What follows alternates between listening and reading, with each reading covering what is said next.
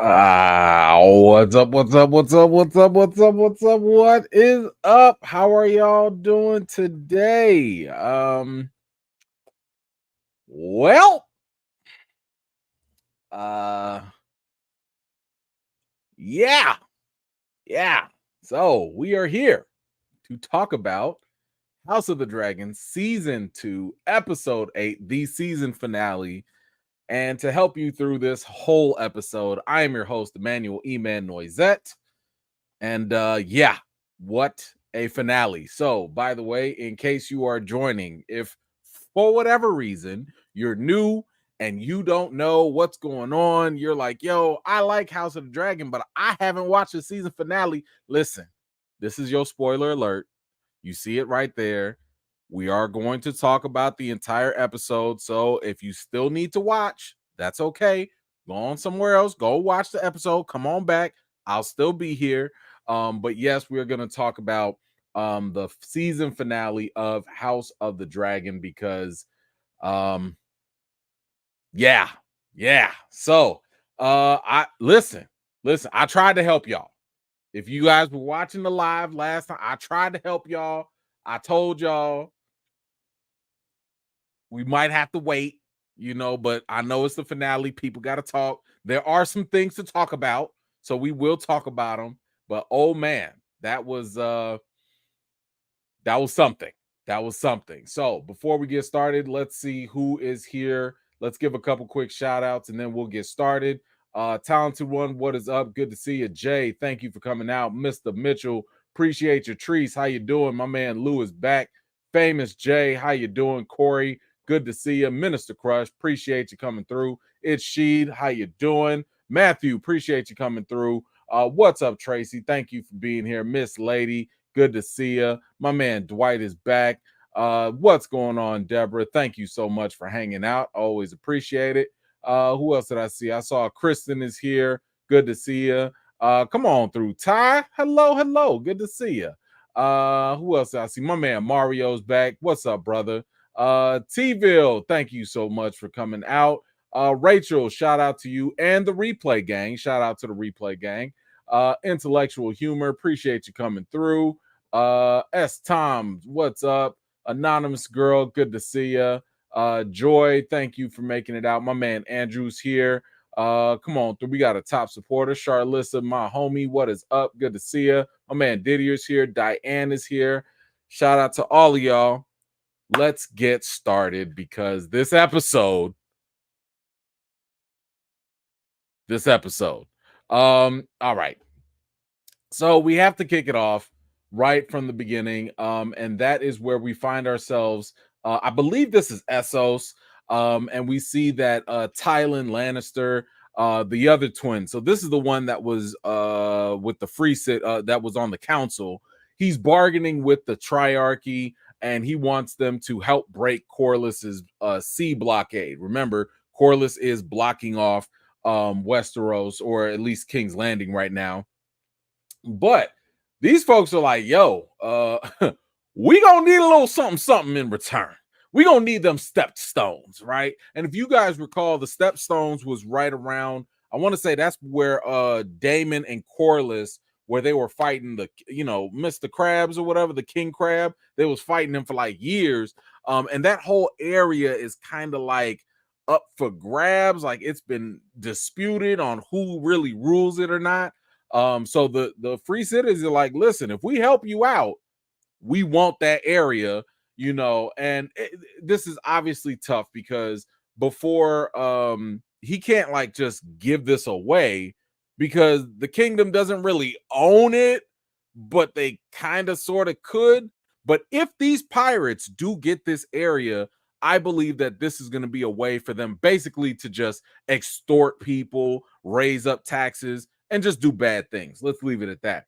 But before Lannister could like really agree on anything, the Lord said that like, yo, you're gonna have to be cool with Lohar, I think the name was, who's the commander of their fleets. And they were like, yeah, you're gonna have to get down with him.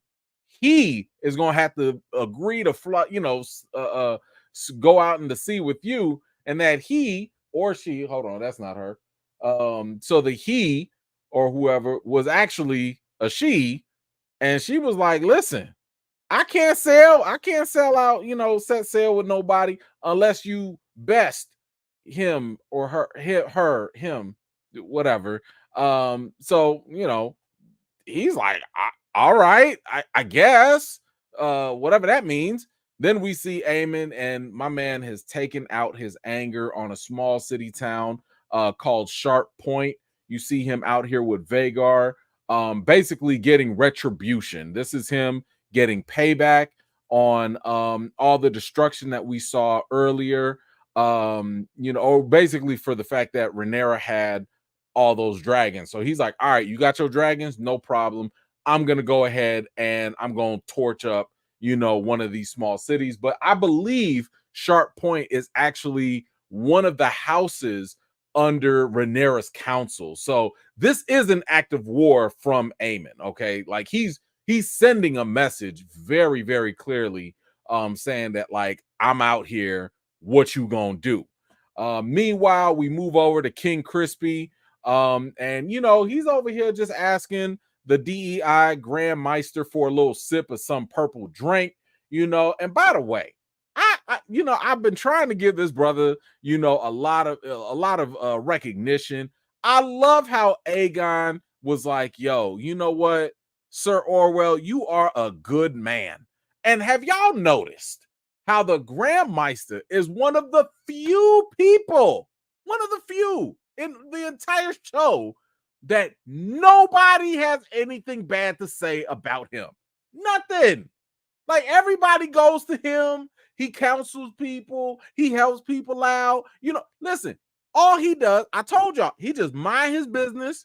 He whip up the Plan BT, and he just does his black job, and nobody has any issues. This brother needs to be commended every time. I love the fact that he is doing what he's got to do, and he's working, right? But while Aegon is still recouping, here comes Sir Clubfoot, and he's like, yo, Grace, we gonna have to leave like yesterday because Aemond is pissed. Rhaenyra got hella dragons and riders, and things ain't looking too good for him right now. Like, basically, Aemond finna come kill you. Like, you can't trust Aemond when he's mad, because when he's mad, he lashes out. He does unpredictable things. Rest in peace, Luke. But Aegon was like, man, what you talking about, man? Like, I'm gonna just go to my throne, right? And I'm gonna deal with Aemond myself.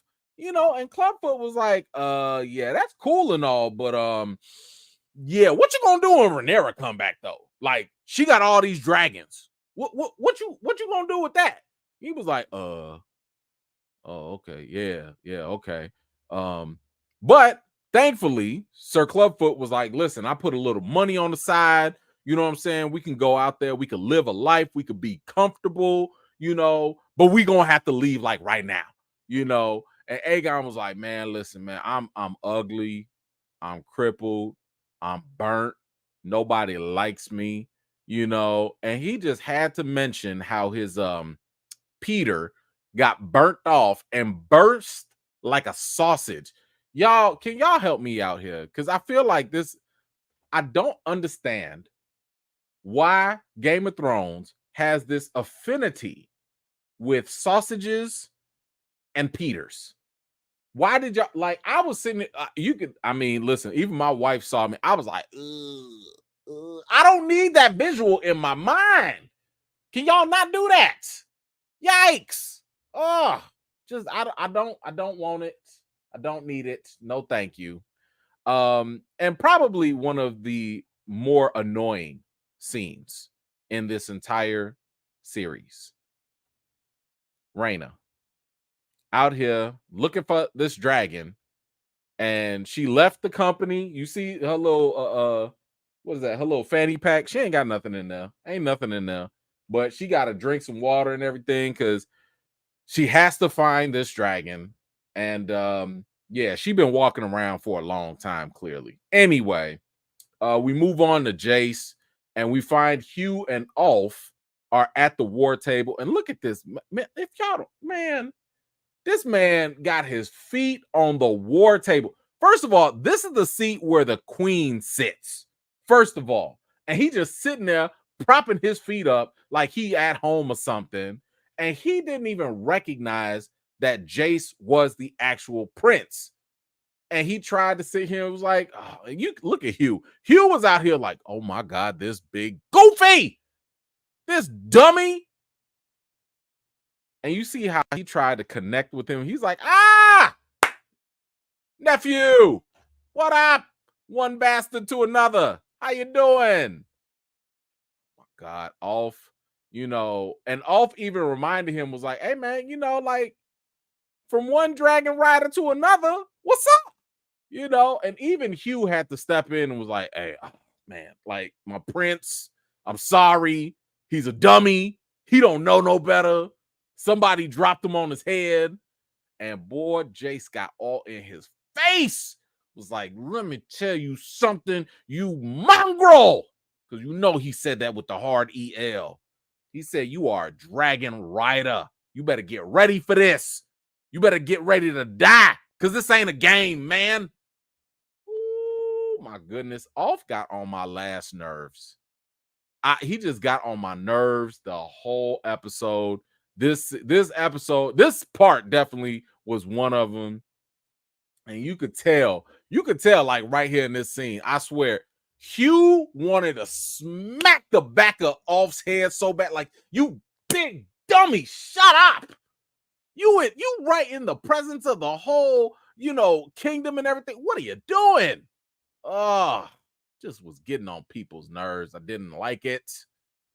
Anyway, we move on and we see Rhaenyra's talking to Corlys, and she mentioned Adam of Hull, right? And Corlys, I don't know why he's still acting like this. He was still acting like he just didn't know anything about him. He was like, oh yeah, I know about that Adam guy. Yeah, he a good guy. Yeah, he be doing his job. Yeah. And Rhaenyra, she started to kind of feel herself a little bit. She like, hey, we got the dragons, we got the riders, we looking good right now, And Corlys had to remind her, like, hold on, slow your roll. All right. He had to remind her that you still got the high towers and you still have 3 dragons on their side. You don't know who's riding them or not. The same way you got some riders, maybe they get some riders. Don't get ahead of yourself, and she but Rhaenyra was like, well, Helena, she ain't no real rider. And Darren, y'all remember Darren? No, y'all don't, because Darren went upstairs just like Judy and never came back. So we ain't never seen really. Did we see Darren? I think we saw Darren be born, and that was it. But he's in Old Town, if I'm not mistaken. So he's out there doing whatever he was doing, living his life. But he is another potential threat. He is somebody who has a dragon. Maybe he's good with his dragon. Maybe he's not. Doesn't matter. You don't know. So you can't discount him. But we also see that Corlys is just really just there as a good hand to just be like, listen, I need you to just chill out. I love the fact that he also renamed the sea snake after his wife. Shout out to Princess Never Ever. But he called the ship the Queen That Never Was. So I thought that was really nice. It was really sweet. I also like the fact that just in general that Corlys is like really keeping Rhaenyra in check, because this is not her lane. She is not like a wartime type of person. Corlys has been through hella wars. He's been at battle a lot, so he knows how to keep things in check. And he said, like, listen, you're gonna have to hurry up. Like, you're gonna have to hurry up and do something, because the Lannisters are coming and Old Town, they rising up. So, that is something that really needs to, you're gonna have to hurry up and attack or make a move. And I have to say this, I do appreciate some of the growth that Corlys is going through as well. I mean, he's slowly but surely starting to realize the importance of family. And yes, I know Vin Diesel would be proud. Now, anyway, we go back to Harrenhal. So back at Harrenhal, as soon as this can load up. Okay, there we go. Yeah, so we go back to Harrenhal, and Daemon is getting his army ready. And we already see here that Sir Alfred, with his janky self, shows up on Rhaenyra's behalf. Now, remember, Rhaenyra asked Sir Alfred to come out, basically to check up on Daemon to see, like, where does his allegiance lie? Like, nobody has heard from Daemon for a long time. Nobody really knows what he's up to, and we really don't even know what his allegiances are at this point. So she had to kind of send Sir Alfred out there to figure this out for her and to just kind of get the message to Daemon, like, all right, what's the real deal? What's going on? So they go out to talk. Now, here's the thing. I don't know if you guys caught this or not, and I hope you did, but while they were out there, they go out near the weirwood trees and all that stuff. And as they start to talk, a whisper could be heard, but it was only heard by Sir Alfred. If you had your captions on, the whisper in the wind, what it actually said was traitor. It actually said traitor. So again, only these ghosts or whatever's happening, these spirits, they literally called this man out immediately, right? Now, Daemon did not hear this, but I thought it was kind of funny how Daemon was like, Sir Alfred was like, man, did you hear that? Daemon was like, man, whatever. They be talking around here. I don't know. This place, whatever. He is so unfazed by the fact that it'd be weird stuff going on around here, but I do think that was definitely something interesting to see, or at least to hear that whole traitor thing. But yeah, Daemon was like, man, this place be bugging, whatever. But Sir Alfred does tell Daemon that, like, listen, if you lead us, like, everybody else is gonna follow. Like, Rhaenyra's cool and all, but she a woman. We don't likes the women's no more. We needs a real man. And I love the fact that Daemon was like, I never knew you was a traitor too. So listen, I'm looking forward to seeing what Daemon does with that information. I want to see if he acts on that. But before we leave, we see Sir Strong spying on the whole conversation. Listen, my man reminded me of Buddy from Belly, Rico. He was like, I don't like that. Might have to drop a dime on them. Sir Strong was looking like, we not going to, no, man, I don't like the looks of none of this. He got the snitching fast. But we also see the ghosts of Harrenhal are clearly sending a message about Sir Alfred. I knew, and I've been telling y'all, I didn't like this dude. I told y'all this. And it's funny because, again, Daemon didn't hear none of this. So it seems like this place just likes to taunt people, just, I guess, whoever. So whatever. Real quick, I see a couple comments. Let me grab this real quick. I see, hold on, let me grab these real quick. Tracy, what'd you say? Off makes your ghetto dinner guest look mannered. Listen, my man was extremely ghetto. Extremely ghetto. Got on my nerve. Like, you just oh my God, he got on my nerves. But yes, and yes.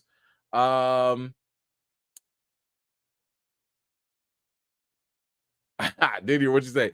This is like back in the LimeWire days when you thought you downloaded a movie, but it was only a preview repeated for 2 hours. Yeah, yeah. You can say that. Yeah. Okay, I'm gonna save that one for later, Didier. I see you though. All right, so we go back to Harrenhal. Let me get that back up. There we go. All right. So he's going. Oh no, we go back to King's Landing. So Aemond finally, because keep in mind he was not being informed all the time. He finally gets informed about the basic, that secret call that was put out there for all the bastard riders and everything. And he was like, I bet, listen, set up all these checkpoints.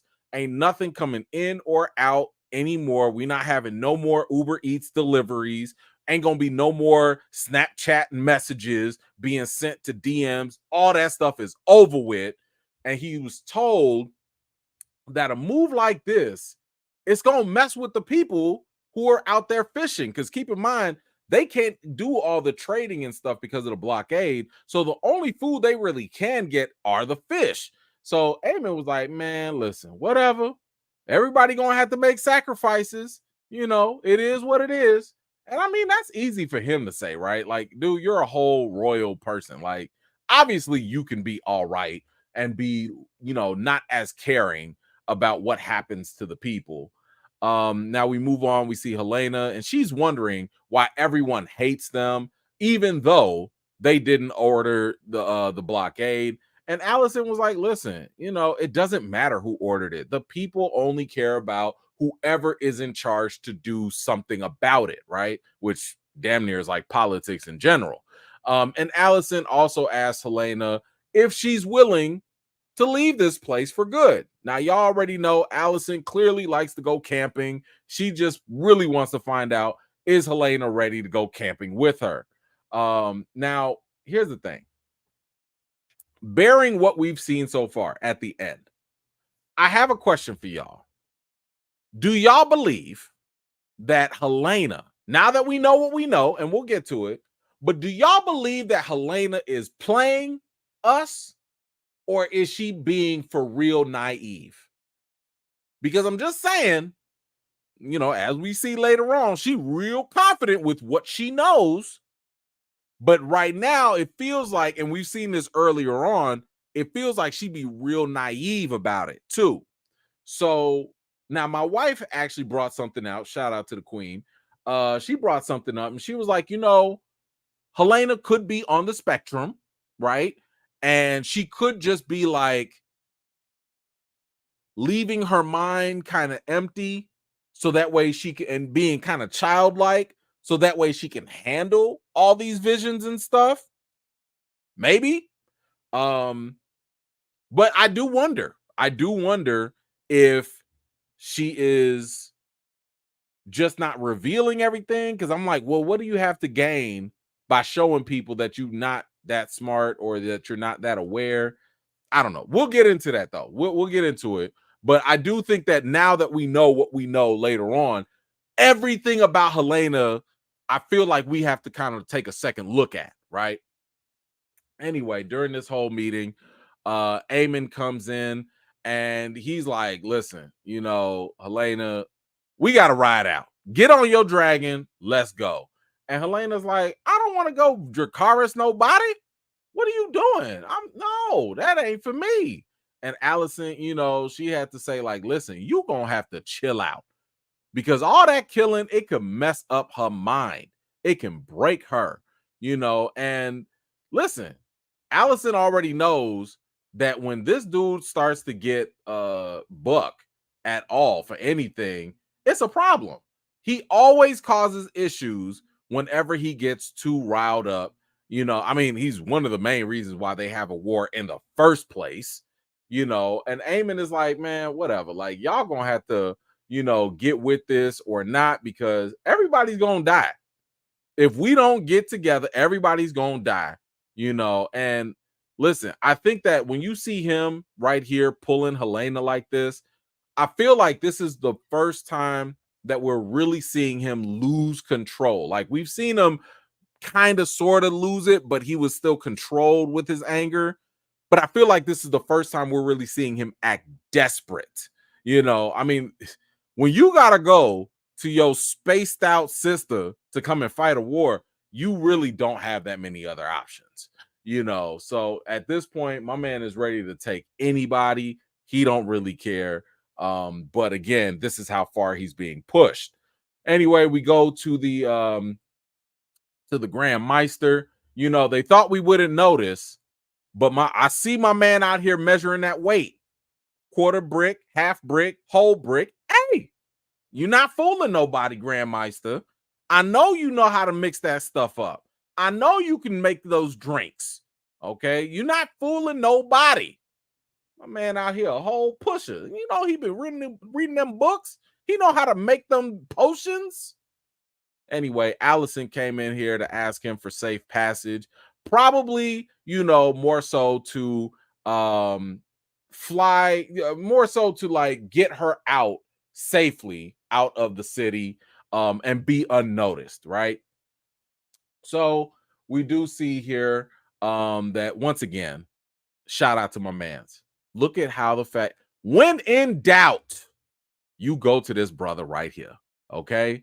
My man can help everybody. He got ways in and out the kingdom. He makes things happen.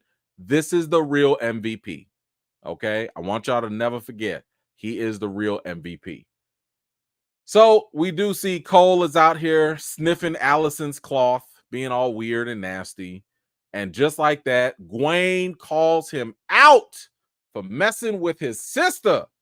Woo, and he threatened to send him to the wall, but Cole's like, man, listen, man, your sister saved my life 2 times.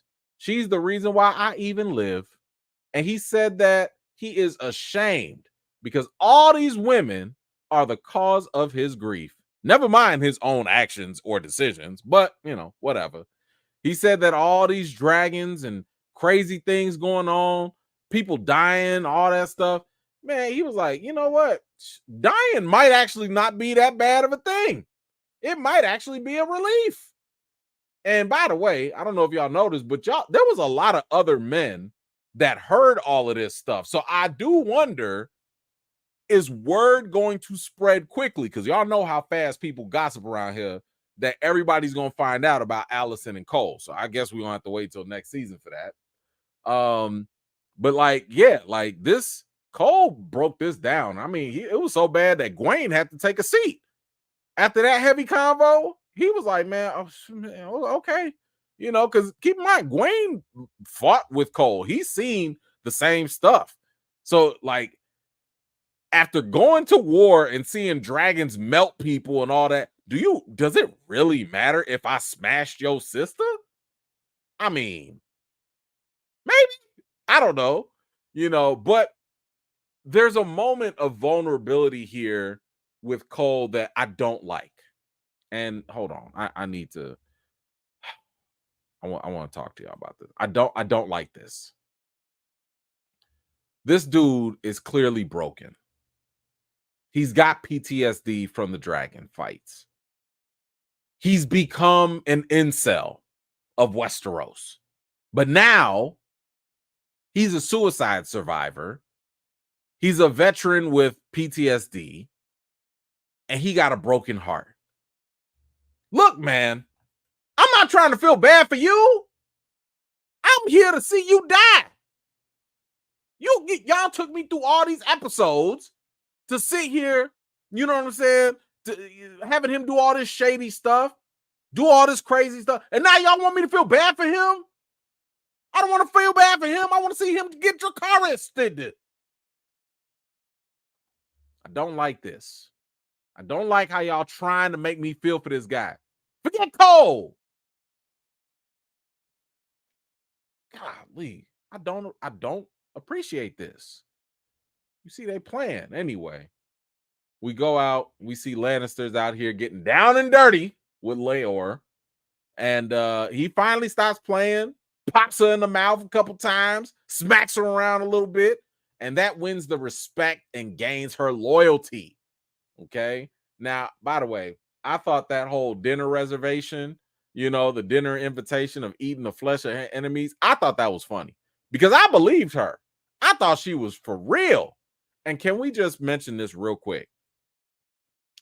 Hold on, because I need y'all to see this. Let's get in there.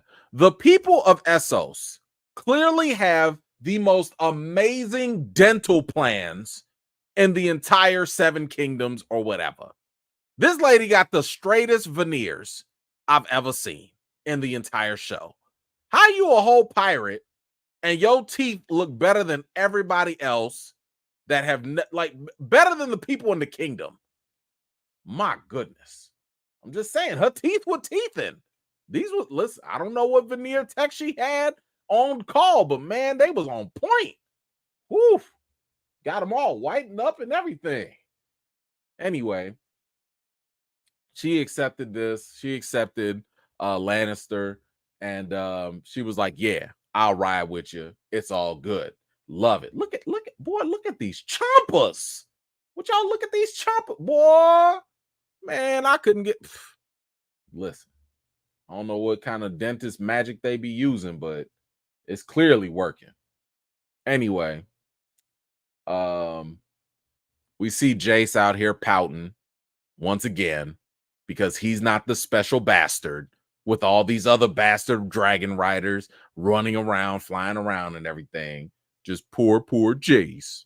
And once again, Baylor got to come through and talk yet another dude out of his own pity party. Remember, she had to go talk Corlys out of his pity party too, you know. And she was like, man, if you don't stop pouting and just go prove yourself, stop playing in these streets and act like you a real special bastard that you are. You the heir of the throne. Stop it.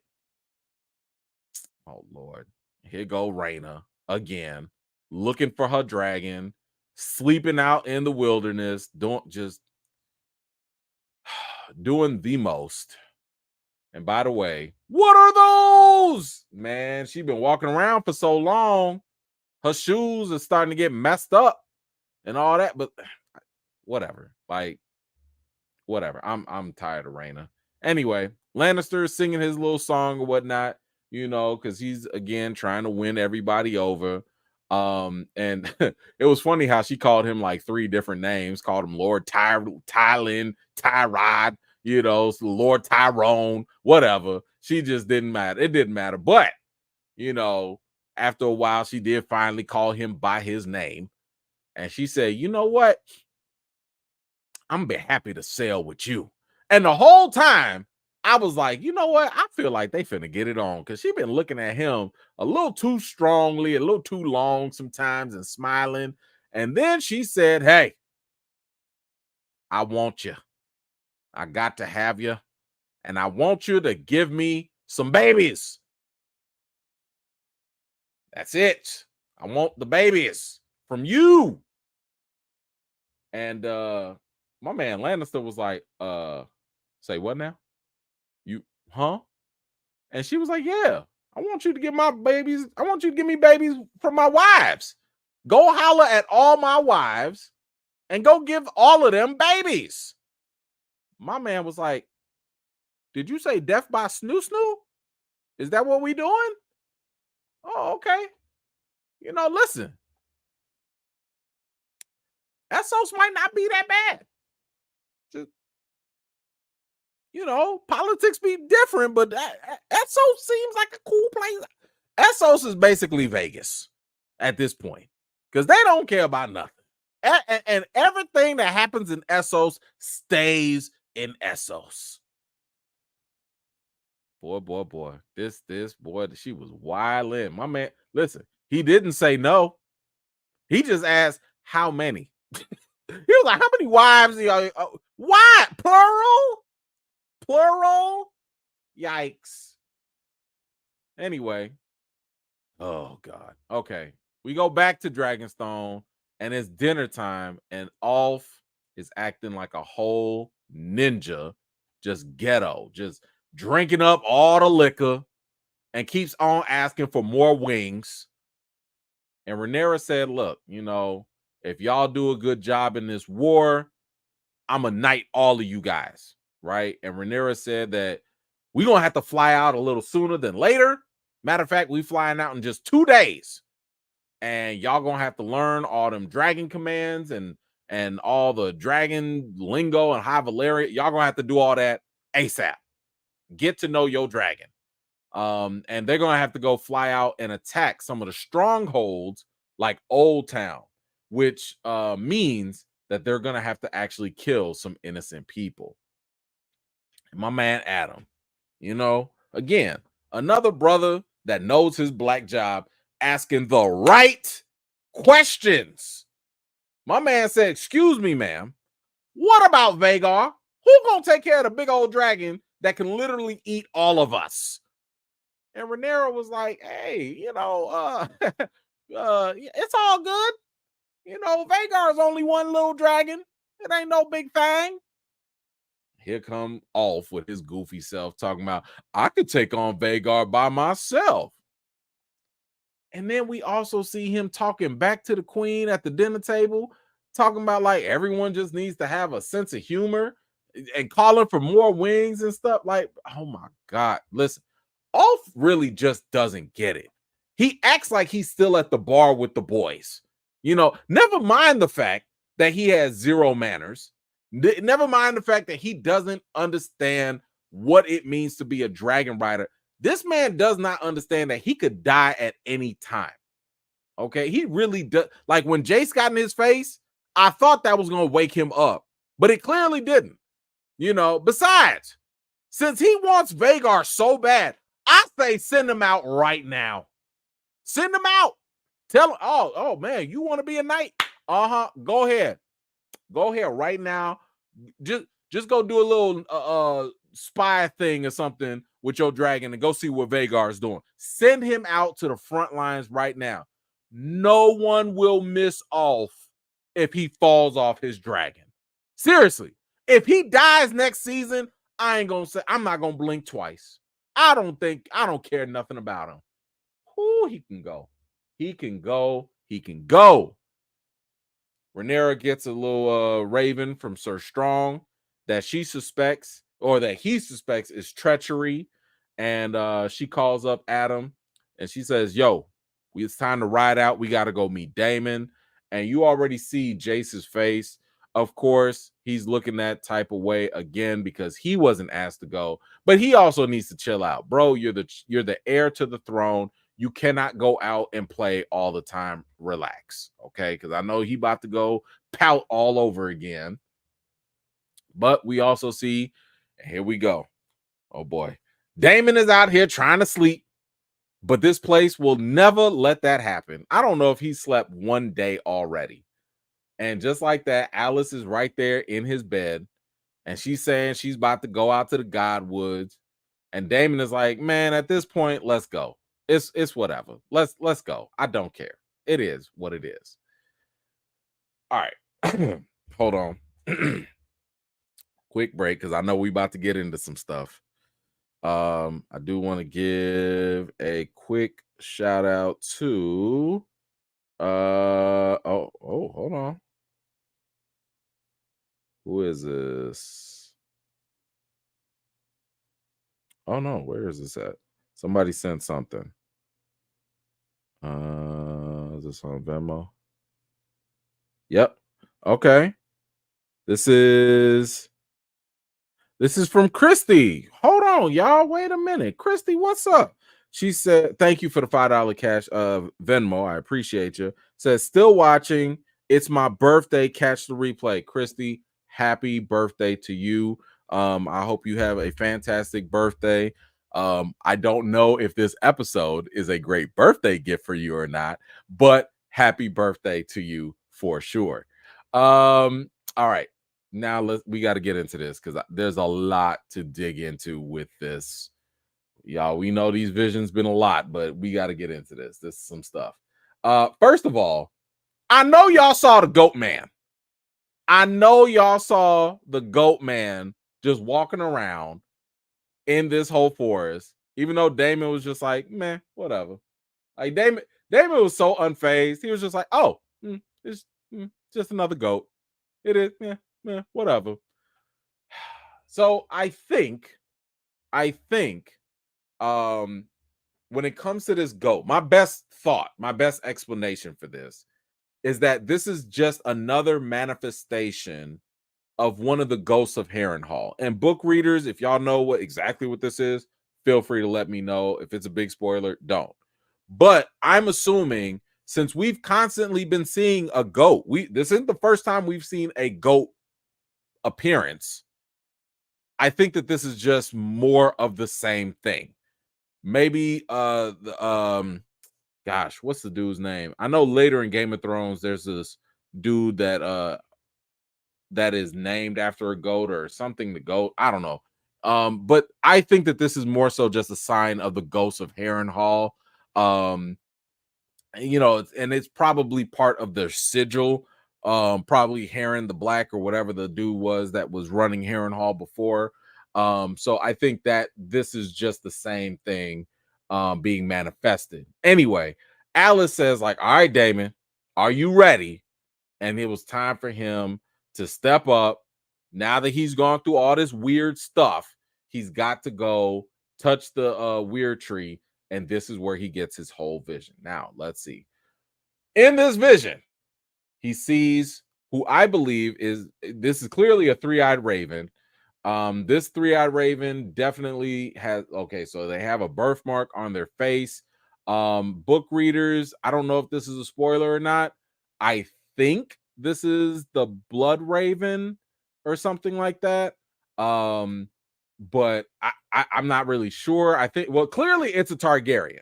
Clearly this is a Targaryen, excuse me, that does become the three-eyed raven. Now, I don't know if this is a Targaryen in the future. I don't know if this is a Targaryen in the past.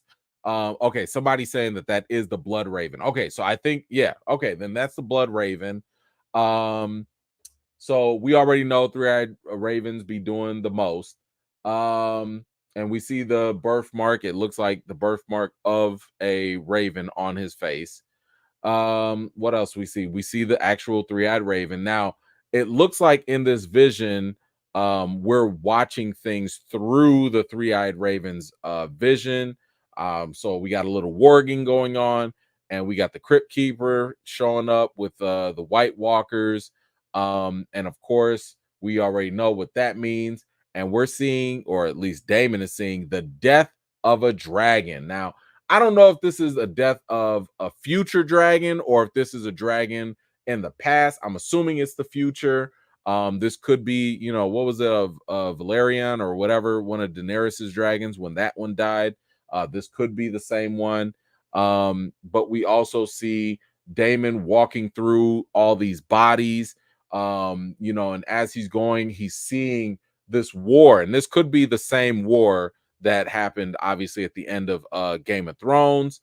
But he's going through this, and we see him falling in the water.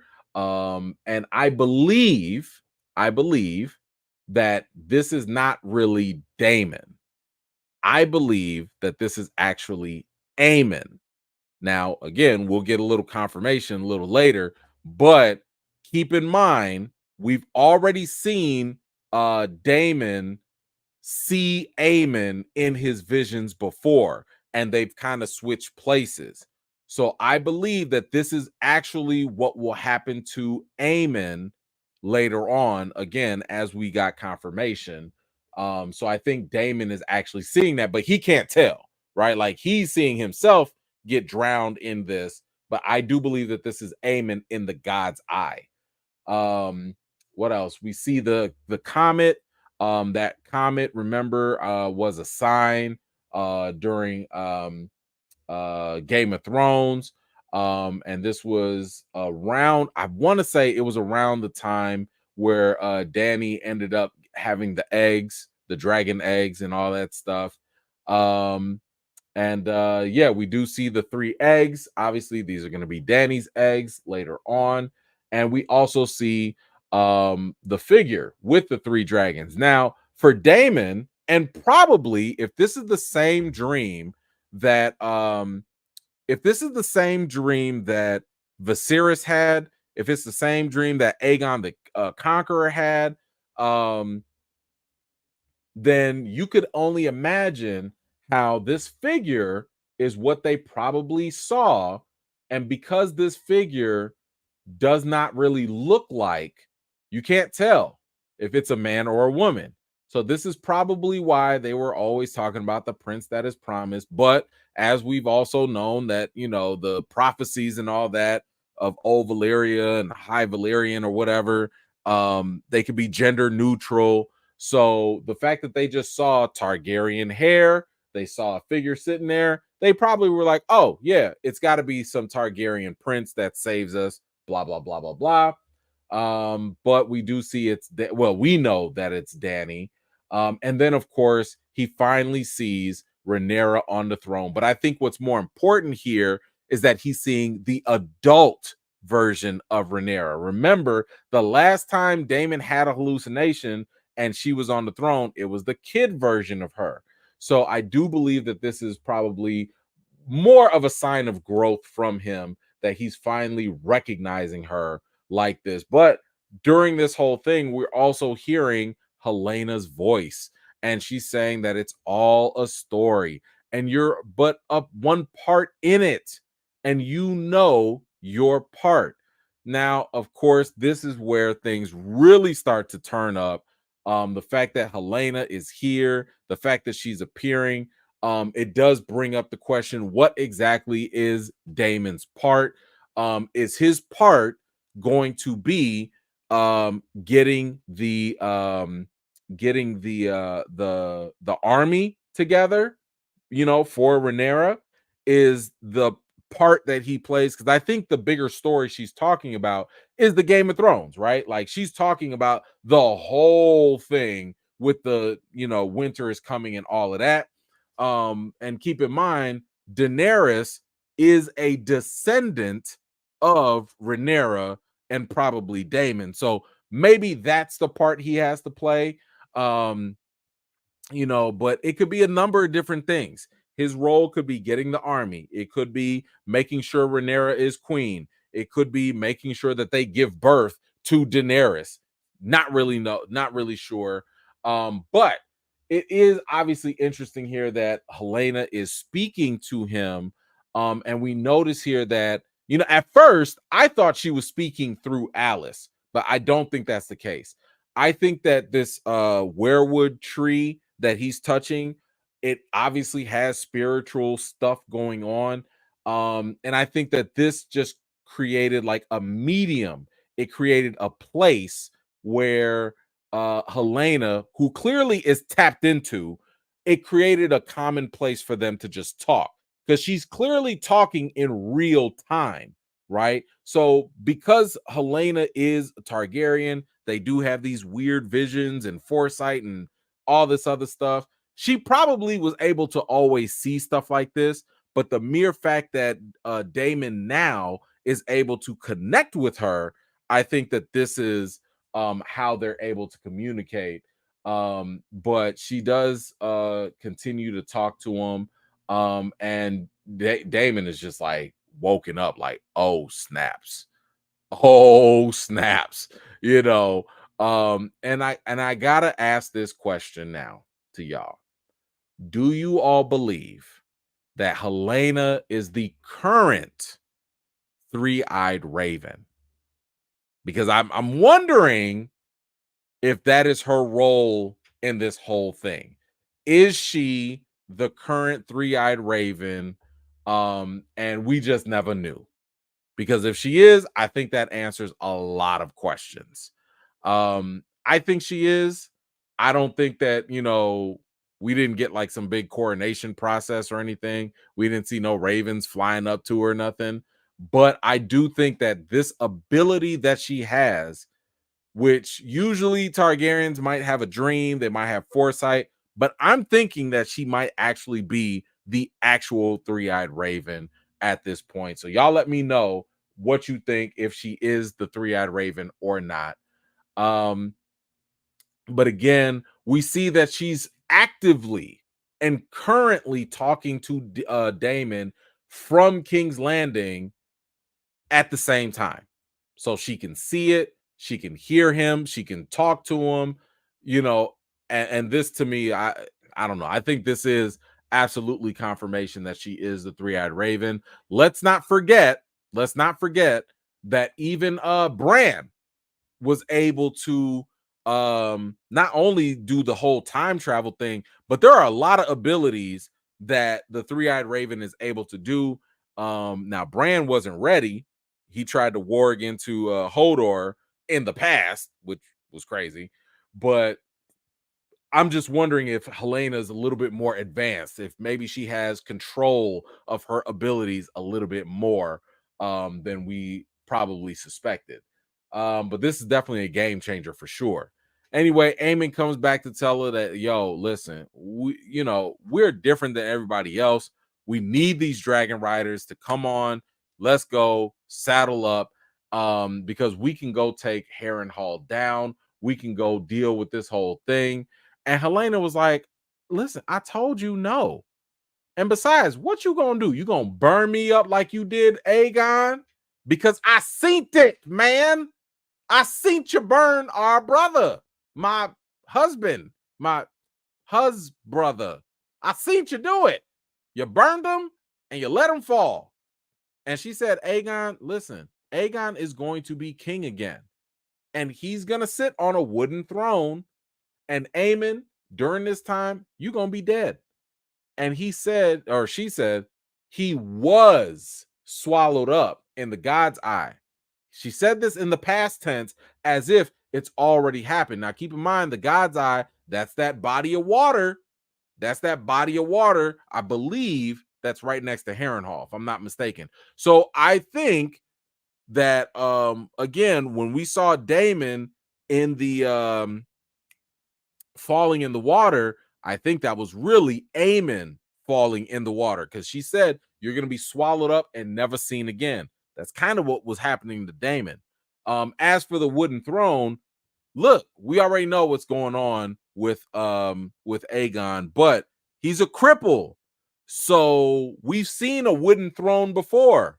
Bran, remember Bran in Game of Thrones, the cripple? He also was on a wooden wheelchair. So it is possible that we could see this happen, where Aegon, now this is going to be interesting because I thought she was talking about a different Aegon, but it sounds like it's actually the Aegon.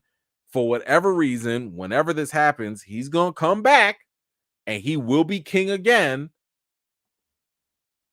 This is kind of wild, and Aemond is sitting here like, I feel like they've been used to the fact that their sister has this foresight. They kind of ignore her, but at the same time, they don't really. But this might have been the most straightforward she's ever been with them. And he was like, man, I could get you killed, right? Like, you sitting here talking real reckless right now. And she was like, it don't matter. So it's not going to change anything. And now I think this gives us a whole lot more perspective on the decisions that happened before, right? The decisions that happened with Helena and her kids. Remember when Blood and Cheese came into the room and they was like, yo, you gotta pick? At first, it looked kind of weird that she was able to just call out her kid. But here's the thing. If she already had that foresight that they was going to kill the kid anyway, it kind of makes a little bit more sense, because she was like, no matter what you choose, it's not going to change. That kid had to die anyway. So I can totally see, and I think it makes a little bit more sense now, thinking back, that like, yeah, she knew that no matter what was going to happen, she was going to have to let her kid die. She knew that her brother was going to die. But I'm thinking that because she also knows winter's coming. This is why she don't care about all this war stuff. She's like, why we got to go kill all these people? We got a bigger threat coming, So at this point, she is definitely like, I don't care. It does not matter. We all are just pieces on this big game, all of them. So, and of course, I think this is where Aemond is also starting to get a little bit more scared. Like, if your sister, who has been right in the past, a little weird, but been right, she tell you about to die and you about to get swallowed up, what do you do? So now my man's probably going to be on some real reckless stuff, because I don't know. He ain't got that many more choices at this point. Anyway, Rhaenyra. Oh, hold on. We got one something here. Let me grab this. This is from Kelly. Thank you so much for Huz, brother. Thank you for the $10 cash app. Let me send some love right back to you. Yes, the Hus brothers, the Hus bros. Listen, it's complicated out there in Game of Thrones, so we don't know. But thank you so much. Let's see. So we're going back to Rhaenyra. She's flying out with Adam to Harrenhal because they have to go meet up with Daemon at this point. And she arrived. Sir Strong was like, "Listen, ma'am, your grace. I didn't like what was going on. I'm glad to see you in here. You got to come and see this." And she walks in and she sees, I think she's just startled, but she sees this huge, large army of men, and Daemon just makes his way through. And she's like, and this is the confrontation that we've been waiting for a while now. And, he was like, "Hey, you got all these men out here, this whole army, and they sworn to me. This is my army." And she was like, hold on. Who's the master? I'm gonna need you to tell me right now, who's the master? Who do you serve? And he was like, "Listen, and look at his face. You could see it in his face. My man was struggling. My man had to really have a come to the seven gods moment and really think and be like, you know what?" And this is what look at Alfred's face. Oh, I hate this man. I don't like him. I don't like his face. I don't like his armor. I don't like his hair. I don't like nothing about this dude. But he had to bust out the High Valyrian, and he was like, "Listen, there is a war that is just beginning.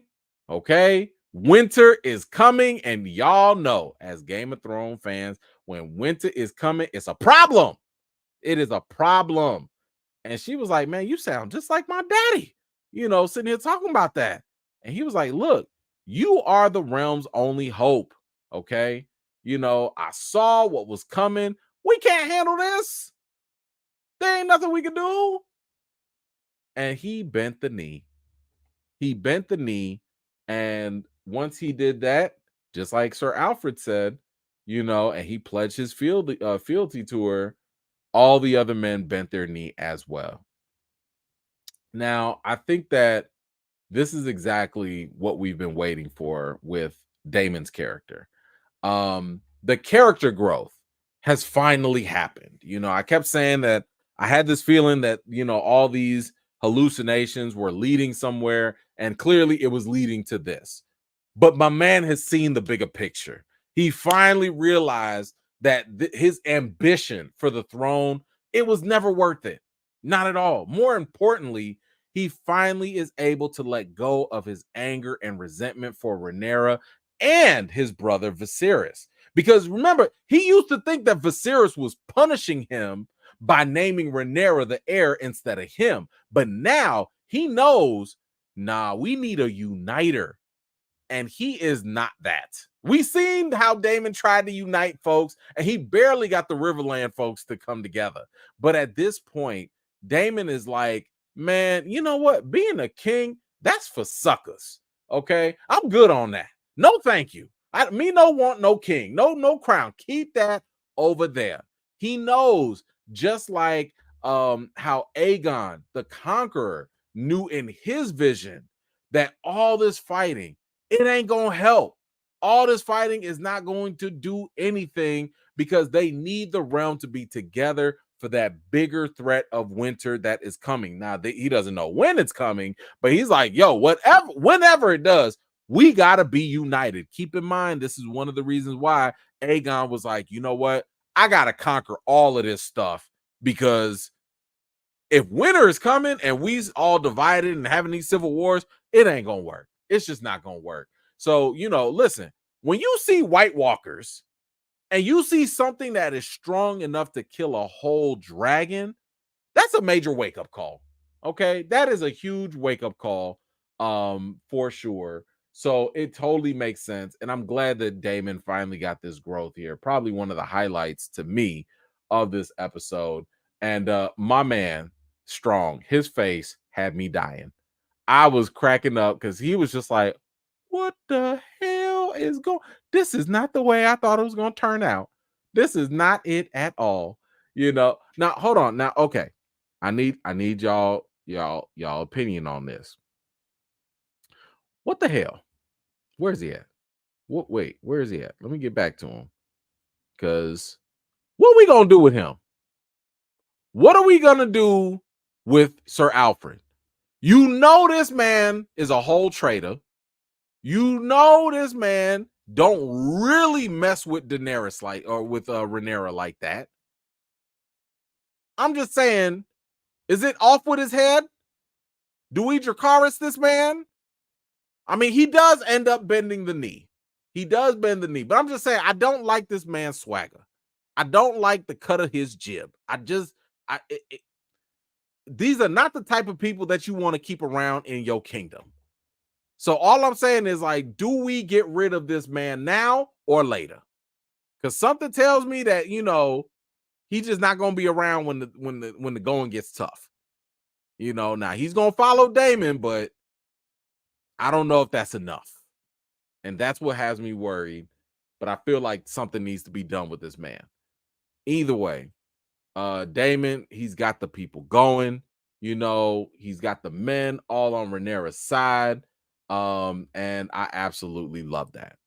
Now we go back and we see Corlys talking with Alyn.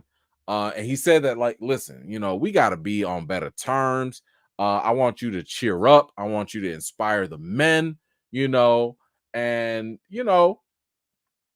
just be a good first mate. I need you to be a team player, right? And, Alyn was like, man, I'll do what I can. I'll see what I can do.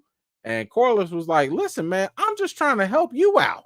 I'm trying to do something for you. Alyn was like, excuse me? What did you say? Now you want to help me after all these years? And Corlys was like, hey man. Listen, go on now. You dismissed now. Get out of here. All right. Don't stop that. Alyn was like, oh, hell no. You gonna hear this. You gonna hear this right now. Said that while he was starving and working them streets, he saw his daddy parading down the streets with his own kids. They had the whole chinchilla while they was getting the sweetmeats. Woo-wee. But now that the rest of his rich family is dead, now you want to pass some crumbs on over here? Now you want to start giving out favors? He was like, look, man, I'm an honorable dude. I'm going to serve you because that's my honor. And I know my black job, but I don't want no help from you at this point. I can do this by myself. Man, Corlys felt that. And by the way, let me give my man some real kudos. This was a fantastic scene, fantastic acting. Just does a really, really good job here. Love this moment. But I think, and I love this, just the fact that he's not even saying anything. This is good acting, right? Because you can see it in Corlys's face, just how much he's screwed up these boys and their lives. Now, he was proud of Adam for becoming a dragon rider and all that. He was like, man, look at them. They doing real good for themselves and all that. I didn't even help them, and look at where they are. But at the same time, he's starting to realize how much ignoring them really messed them up. So I really love this scene a whole lot.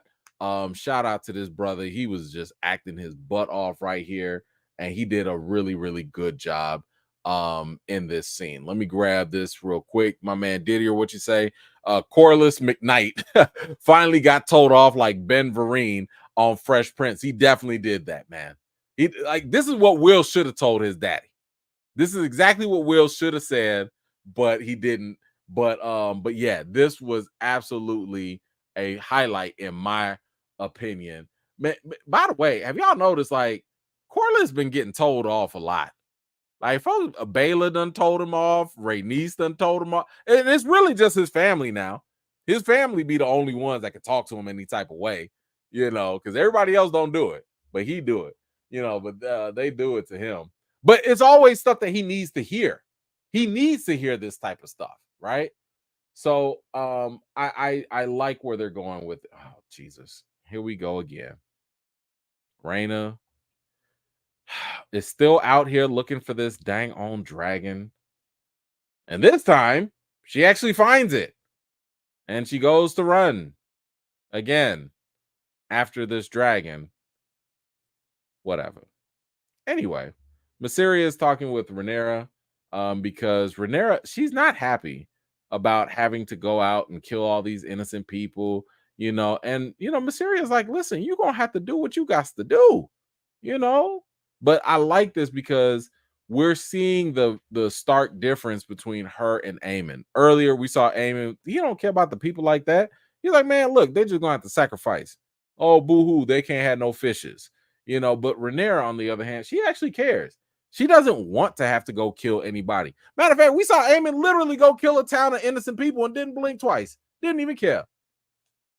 So I think that this is a very good contrast between the two. And by the way, if anybody is still Team Green, why? What's wrong with you? I'm just saying, like, at this point, there should be nobody still on Team Green.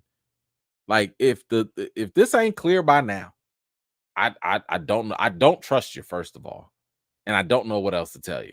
But yes, this is a very clear, distinct line driven between these two. Anyway, Rhaenyra was woken up out of bed by her guard due to a late night guest, and surprise, surprise, it was actually Alicent. She came in to see her, and Alicent was like, "Hey, girl." Oh, how you been? What's been going on? You good? Hey, listen, my bad for, resenting you all these years and stuff. I just listen, I don't know what I was thinking. I was just doing what I was told. I was doing what my daddy told me to do, and you know how that be, and listen, like what happened was Rhaenyra was like, if you don't shut up. Because she sat here and also talked about her lover, and Rhaenyra was like, "Oh, you got a whole lover out here? Word." Now I like how like we she never mentioned who the lover was, right? And imagine when Rhaenyra finds out that it was Cole the Pole. Imagine when she finds out that that's who Alicent had been smashing all this time.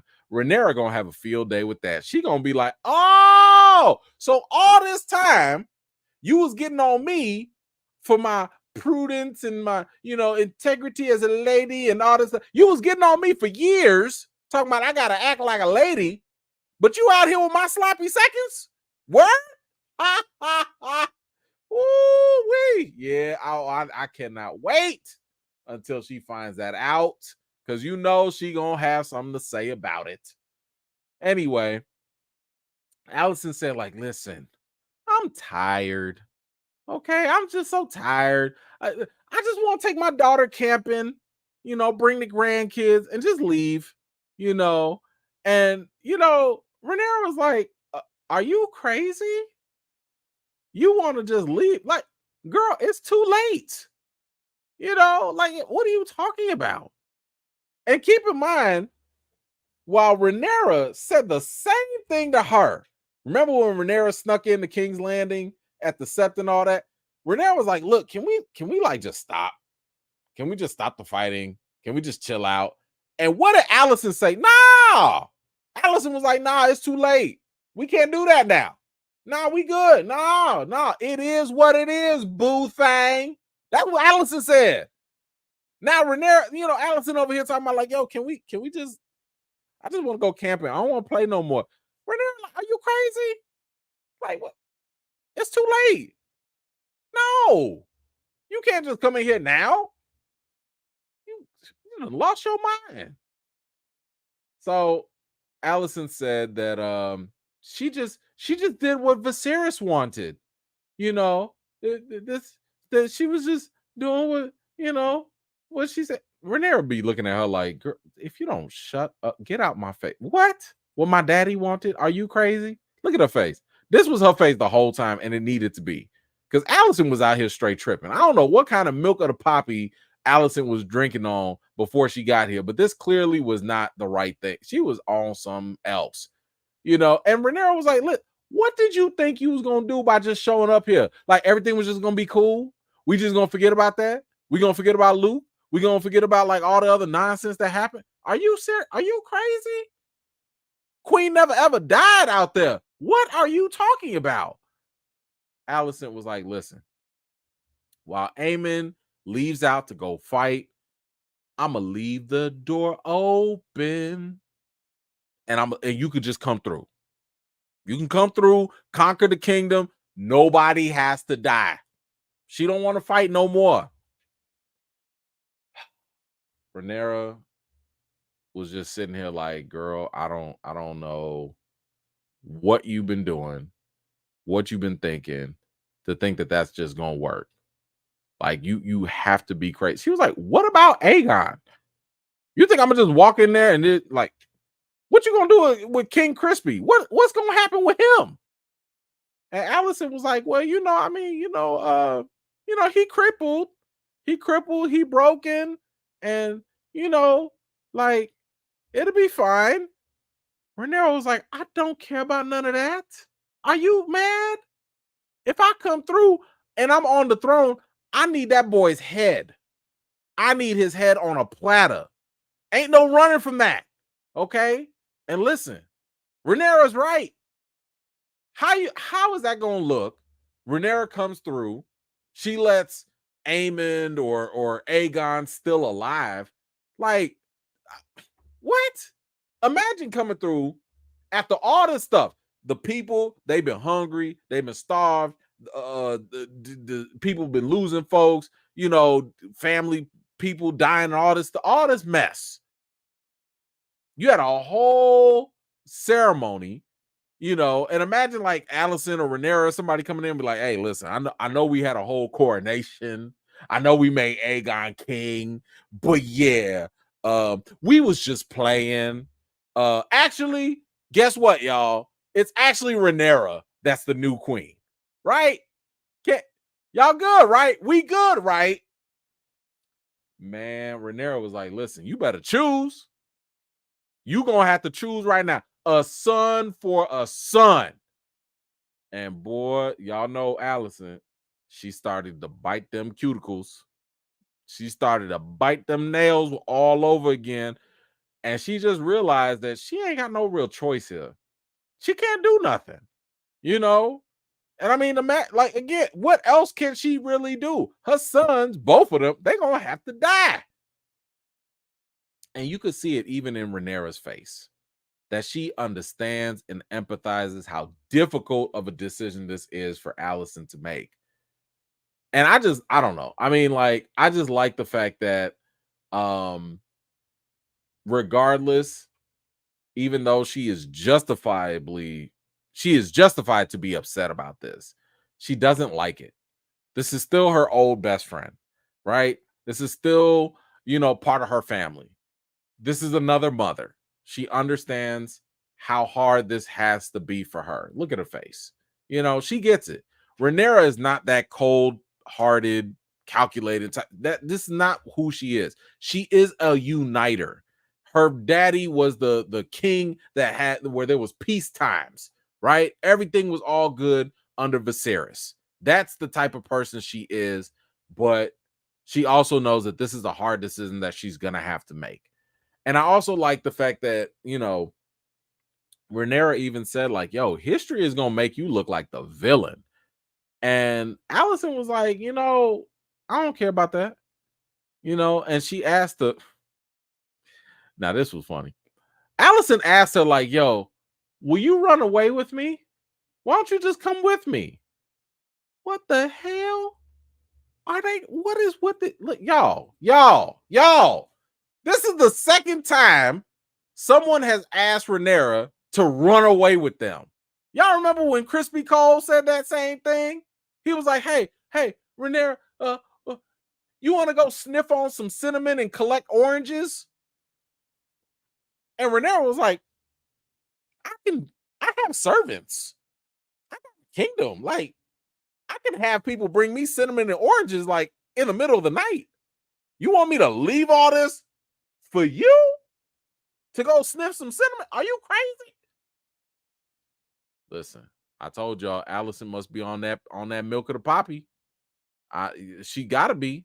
Either that or everybody just love them some Rhaenyra because everybody want to go out with her.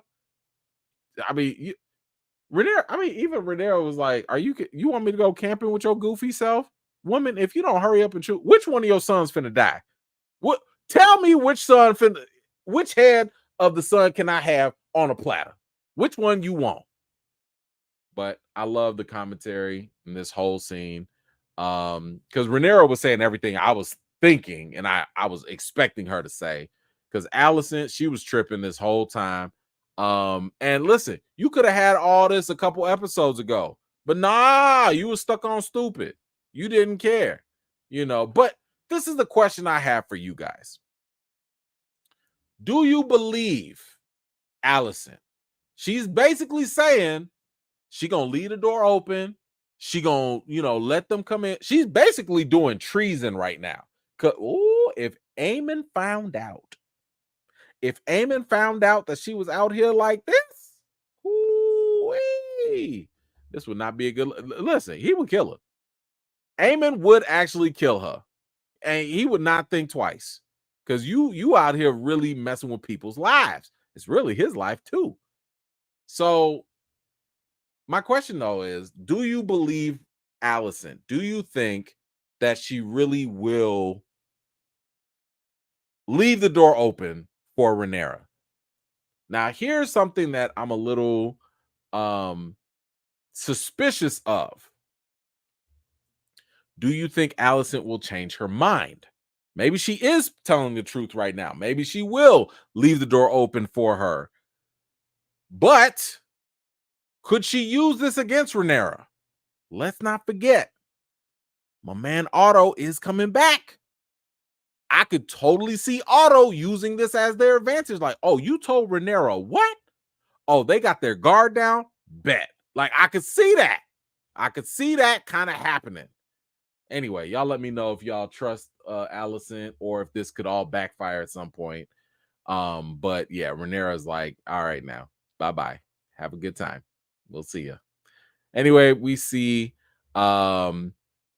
everybody is getting suited and booted. They are ready to go to war.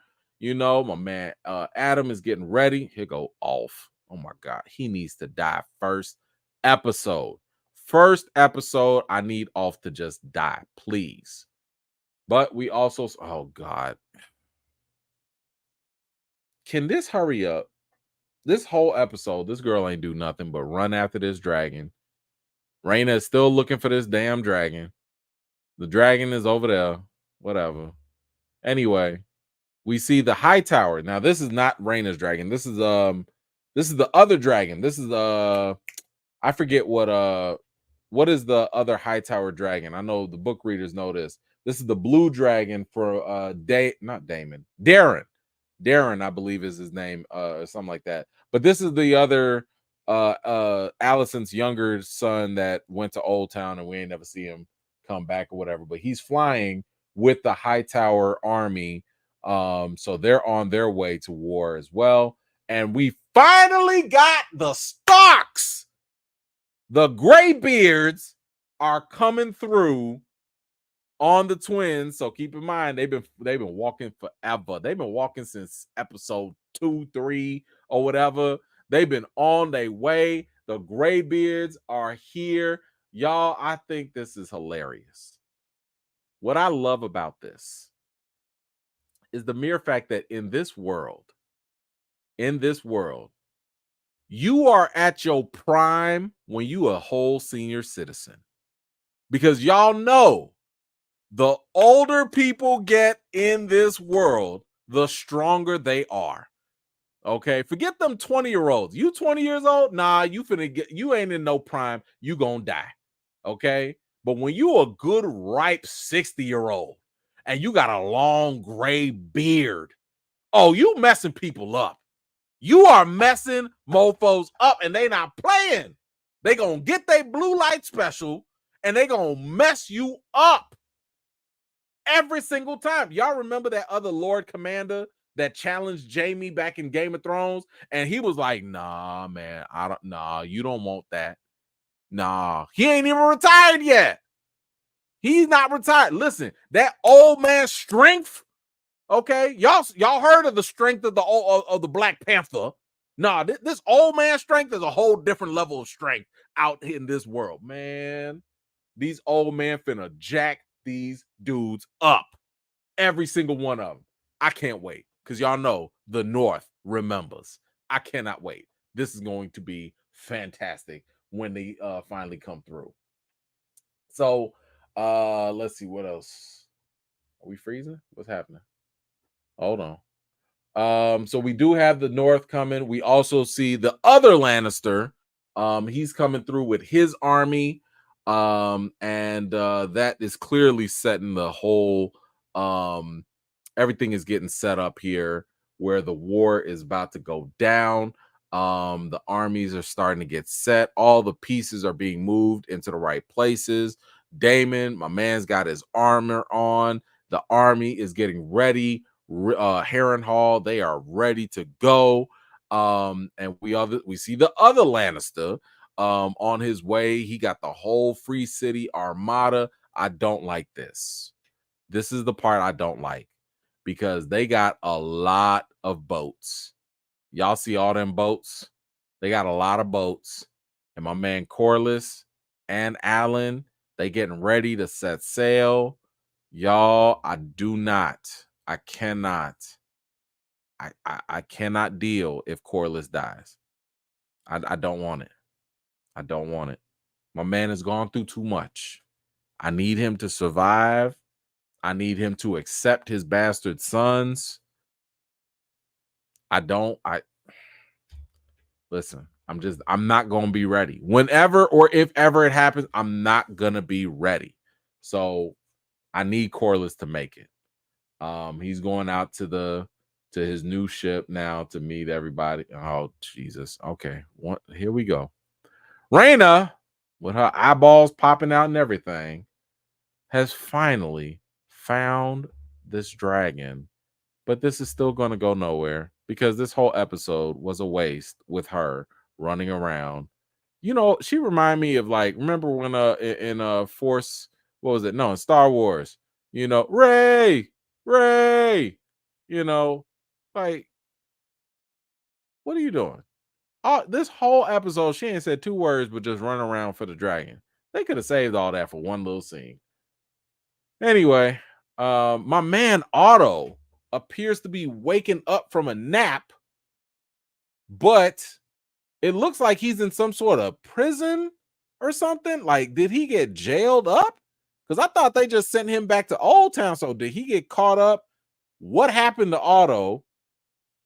But I need my man to come back and clean up the mess and call out all the feckless, trifling, lick spittles that just let all this stuff crumble that he worked so hard for. I'm so happy that he's definitely coming back, at least one way. Alicent finna go camping again. And we see Aegon has actually left the city. So he is traveling. He's clearly gonna go hide out somewhere. Cripples gotta hang together. And yeah, Alicent thought, whatever. It'd be a good time to go see a sunset. And that is the way the episode finale ended. Well, that's it, y'all. That is it for the season finale of House of the Dragon. I have to say, well, actually, before I say anything, I've always told y'all that, when it comes to a show, a lot of times you have the destination and the journey. And this is a question that a lot of you are going to have to answer. I know I'm going to have to answer it. Did they both work? Did the journey work? Did the destination work? So, in true fashion, because we do like to review this as well, this is the point in time where I need you guys to let me know, what did you think about this episode on a scale from 0 to 10? What are you giving this episode for a season finale? While you do that, I will tell you my thoughts on this. This wasn't it. This season finale was very disappointing. I think that the highlights were definitely character growth and development. Daemon definitely grew. I think Corlys is growing still. We also saw a little growth from Alicent, but I'm sorry, that's not enough.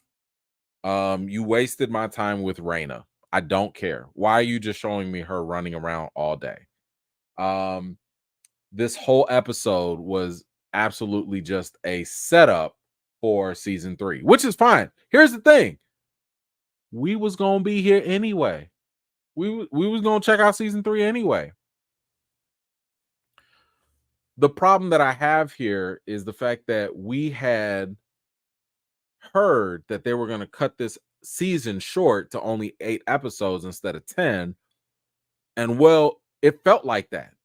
This episode felt like we got cut off from the rest of the season. Like, I feel like this is the point where I'm like, all right, we have 2 more episodes, right? Right? Like, you're not going to leave us hanging here, right? Imagine the finale in the last season, season 1, where Vhagar takes out Luke and Aemond is like, uh-oh. That was a finale. That was something where we could sit here, we could speculate, we could be like, oh man, it's about to go down. Oh man, it's going to be crazy. That really built up the momentum for the next season. Now this, of course, there's still momentum here about next season is clearly going to be all battles. It's obviously going to be, because my God, y'all cannot set nothing else up.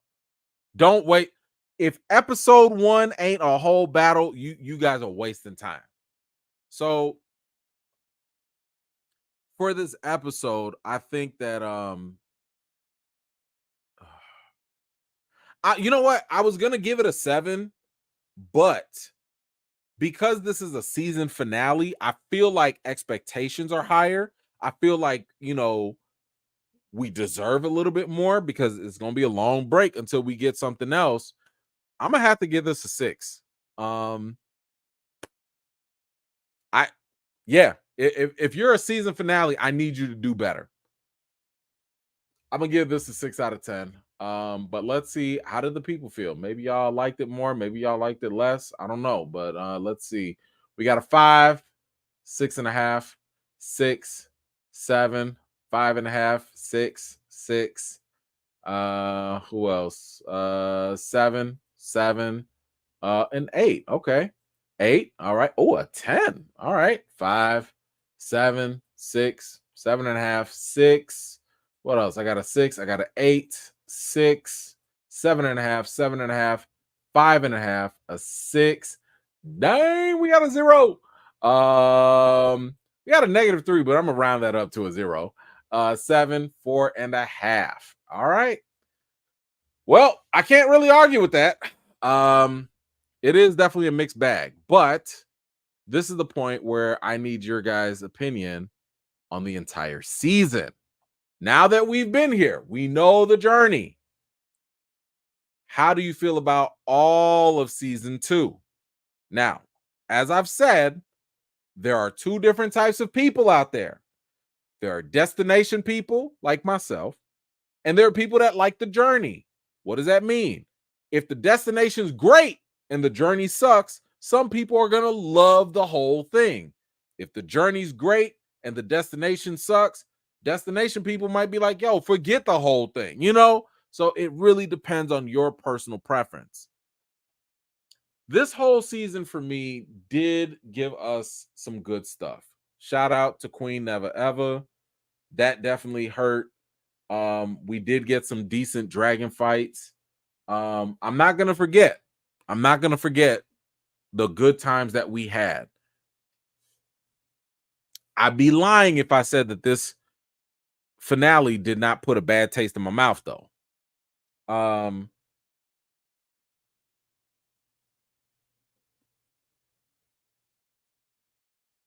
hovering between a 7.5 and an 8. And I'm trying to think. I mean, they lingered a long time with Damon with the hallucinations. That was a long time for that growth. I mean, a couple episodes, sure, but damn, that was a long time. We got the Dragon Riders, we got excited. We got some right. You know what? I'll give it an 8. I'll be nice. I don't know if I feel it, but I'll be nice because I don't want to forget the good times that we had. But man, this could have been a 9. It could have been, So I'll give it an 8 out of 10. But let's see where the people landed with this. I want to see how y'all felt. I got a 7, 7.5, 8.9, 7, 8, 7, 7.5, 8, 8.7, 7, 6.5, 7.5, 8, 9, 7.5, 8, 9, 7, 7, 8.5, 8, 7, 7.5. A double zero. What happened? Double zero? 7.5, 7, 7, 7, and a 5. Well, not that great. All right, well, hold on. We got some comments here. Natalie, thank you so much. I haven't watched 1 minute of the Dragon Incest show. What? But my favorite YouTubers make the reviews interesting. Them dragons. Natalie, how are you? I don't understand y'all. Like, I couldn't do it. I could not watch a review of a show that I was not watching, but that's fine. That is fine. Natalie, I appreciate you. Thank you for not watching the show and watching anyway. I appreciate you. Famous J, Helena is being controlled by a future version of Bran we have not seen. Bran is just warging into people left and right. If Bran dies in episode 1 of Game of Thrones, none of this is happening. Bran is Dr. Doom. Wow. That is a hell of a theory. Now, I don't know if this is right. I hope you didn't read the book and spoil it, but that's a hell of a theory. Hell of a theory. And here's the thing. We know Bran is reckless. So Bran might do that. Bran might have been like, man, I messed up Hodor, but let me go ahead and fix everything else. Great theory. But thank you so much for that. I appreciate you. Yikes. Yeah, guys, this was it. Man, I don't like ending on a sour note like that, but it is what it is. I told y'all not to rush. I try to help y'all. Anyway, guys, I want to thank you guys. I want to thank you all so much for going on this journey with me. I appreciate y'all. Thank you so much for commenting. Thank you for the support. Shout out to everybody on Team Black. I'm sorry, I'm not recognizing Team Green. It just is what it is at this point. But yeah, guys, eventually when this happens again, for season 3, of course, we will be right back here to talk about it.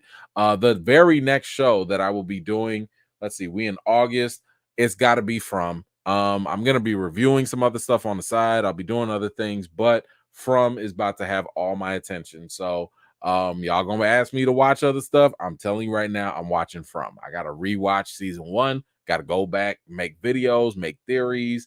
We going down with From. So that'll be on my plate, and we'll see if something else pops up elsewhere. But anyway, I hope you guys enjoyed it. I hope you guys had a good time as well. I always enjoy and look forward to hanging out with you guys and breaking stuff down and talking about it. But yeah, that is it. But anyway, man, we had a bad streak, man. The Acolyte ended off bad. Man, these were bad investments. I mean, House of Dragon was cool. It wasn't that bad, but man, I don't like just ending on a bad note like that, Anyway, so obviously no live next Sunday or Monday. And as I told you, in case you missed it, no live this Friday. We will not have a live this Friday, and maybe not even on Saturday. I might, and I will do my best to do a live for y'all on Sunday. I'll play with it, but do not expect a live on Friday. Your boys got to work. So I'm working for y'all now. Still working for y'all, but I got to work.